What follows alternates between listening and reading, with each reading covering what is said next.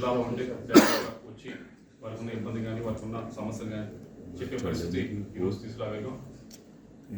ఏదో ఎంపీ గెలిచి మన వ్యాపారాలు చూసుకుంటా జనానికి కనిపించకుండా ఎక్కడో తిరిగే పరిస్థితి కాకుండా ప్రజల్లోనే ఉంటూ వారికి అన్ని విధాలుగా అందుబాటులో ఉండే పరిస్థితి ఈరోజు జిల్లాలో తీసుకురావడం జరిగింది. దానికి అన్నిటికంటే ఈ అభివృద్ధి కార్యక్రమాలు అంటే వీటన్నిటికంటే దానికి I'm very happy for that.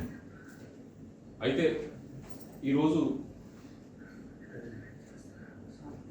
ఒక అనిశ్చితి నెలకొంది రాజకీయంగా. దానికి అది అనిశ్చితి క్రియేట్ చేయడానికి నేను చేసింది కాదు, లేకపోతే ఆ అనిశ్చితి కోరుకుంది నేను కాదు.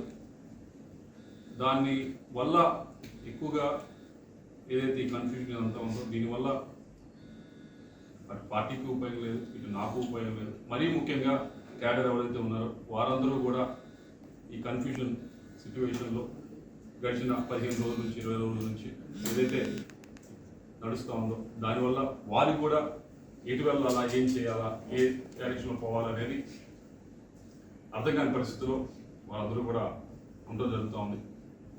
దానికి ఏదో ఒక విధంగా తెరదించాలి, ఏదో ఒక విధంగా ఫుల్ స్టాప్ పెట్టాలనేదే మా ఉద్దేశం. ఎక్కడో చోట దానికి ఒక సొల్యూషన్ అనేది మనకు ఎత్తకాల్సిన అవసరం ఉంది. అలా కాకుండా ఇలా వెళ్తే అటు క్యాడర్కి ఉపయోగపడదు, పార్టీకి ఉపయోగపడదు. మీ అందరికీ తెలిసిందే 15 రోజుల నుంచి కూడా సరే కొత్త క్యాండిడేట్ తీసుకుందాం అనేది ఒక ప్రపోజల్ అంతా కూడా బయటకు రావడం జరిగింది. మాట్లాడిన తర్వాత ఇంకా బయటకు రావడం జరిగింది. దానివల్ల కొద్దిగా అందరూ కూడా కన్ఫ్యూజన్కి గురవుతూ ఉన్నారు. ఇది ఇందాక చెప్పినట్లు నేను కోరుకుంది కాదు, నేను చేసింది కాదు. ఇది వేరు వేరు కారణాల వల్ల ఇలా ఫ్లైఓవర్ వచ్చింది. దాన్ని తెరదించుతూ నేను ఏదైతే ఇప్పుడు పార్టీలో ఉన్నానో పార్టీ సభ్యత్వానికి వైఎస్ఆర్ కాంగ్రెస్ పార్టీ సభ్యత్వానికి రాజీనామా చేస్తూ అలాగే పార్లమెంట్ సభ్యత్వానికి కూడా నేను రాజీనామా చేస్తా ఉన్నాను ఇమీడియట్గా. దీంతో అన్న కొద్దిగా ఈ కన్ఫ్యూజన్ అంతా కూడా ఇదంతా కూడా తొలగిపోతుందని చెప్పి ఆశిస్తూ ఉన్నాను. నాకు ఈ 5 సంవత్సరాల నుంచి కూడా ఎంతో సహకరించారు. అటు రాష్ట్ర ముఖ్యమంత్రి గారు నన్ను యంగ్గా ఉన్నాను నన్ను ఎంకరేజ్ చేసి ఎంపీగా నిల్చోబెట్టారు. దానికి అన్ని విధాలుగా కూడా నేను చేయగలిగాను.